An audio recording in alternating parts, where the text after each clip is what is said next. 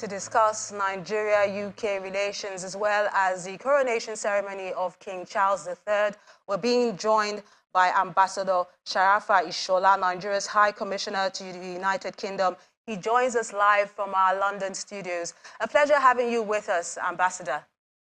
Now, you witnessed today's colorful ceremony of the crowning of King Charles III and Queen Camilla. What are some of the highlights for you? Well, let me seize the opportunity to congratulate King Charles III on his ascension to the throne. He's not new in the monarchy. He's been around for a while as Prince of Wales, and this has really placed him in a position to understand the issues and the challenges that are ahead of him. Recall that Prince Charles, then now King Charles, has taken interest in environmental issues, particularly climate change. As far as Nigeria is concerned, he's been involved in the Green World project, which has to do with the afforestation of the northeast part of Nigeria, with particular emphasis on seeing to the drying up of Lake Chad. The Green World project is a project that King Charles is highly committed to. And on a couple of occasions, I've been invited to his Sustainable Market Initiative. He's working very hard to bring the private sector into the climate change issue.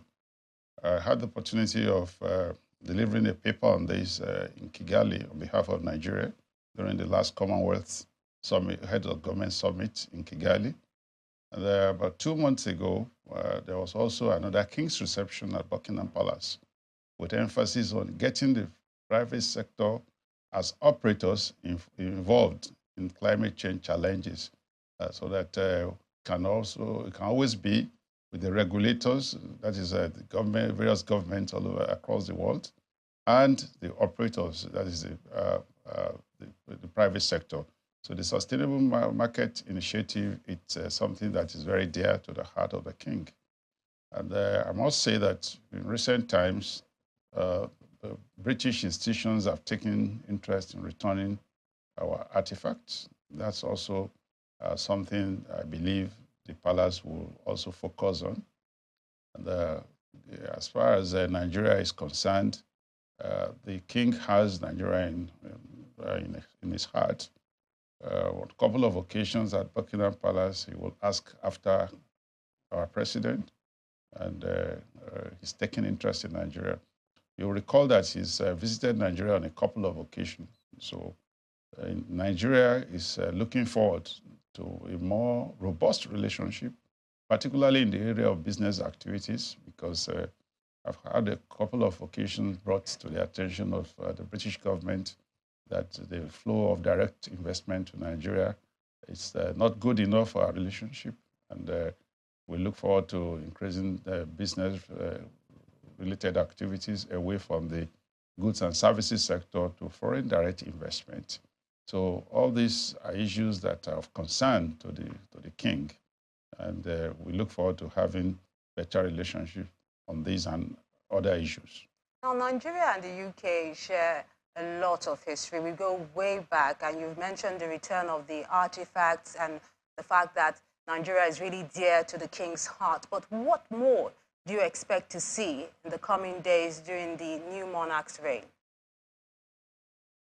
Yes, you know, we'll be seeing some positive developments from two angles. The one I've dwelled much has to do with bilateral relations between Nigeria and the United Kingdom. On the multilateral side, we expect more positive development in the Commonwealth because the king, as the head of Commonwealth, will have to provide leadership.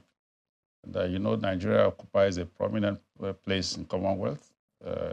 We are a member of the executive, being one of the largest 8 contributors to Commonwealth. Aside from that, we just assumed our position as the chairman of Accreditation Committee of the Commonwealth just in October last year. among many other things. And Nigeria, with our population in Africa, we are the most populated Commonwealth country in Africa. We are committed to this.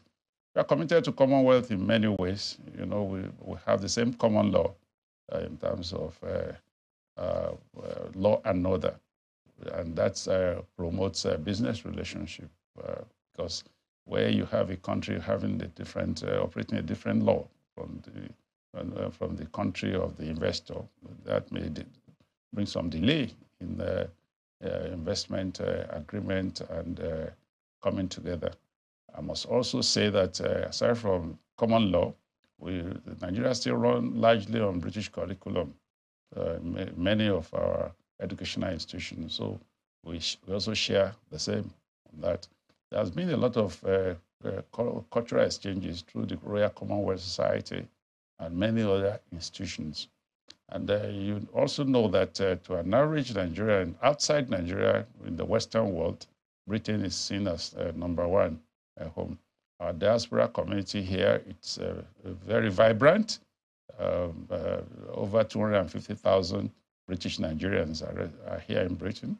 And the population of Nigerians currently at Britain is 1.5 million, which is far and above the population of even many countries of the world. So in the same way, Nigeria are making giant strides in various facets of the society here.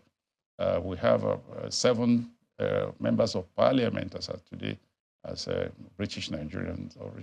They're all doing well. On the British Councillors side, even the last election that took place yesterday, Nigeria had shown in many of the constituencies, among other things. And in terms of foreign students, last 2 years ago, we were very down, about 10,000, but it's now about 35,000, both postgraduate and undergraduate study as far as Nigerians are concerned. So I can go on and on. The presence of Nigeria here is so significant, and to the extent that nurturing and deepening this relationship, it's something that will be pursued vigorously under the King. Thank you so much, Ambassador Sharafa Ishola, Nigeria's High Commissioner to the United Kingdom, for joining us live on the News at 10. He joined us from our studios in London. Thank you for having me.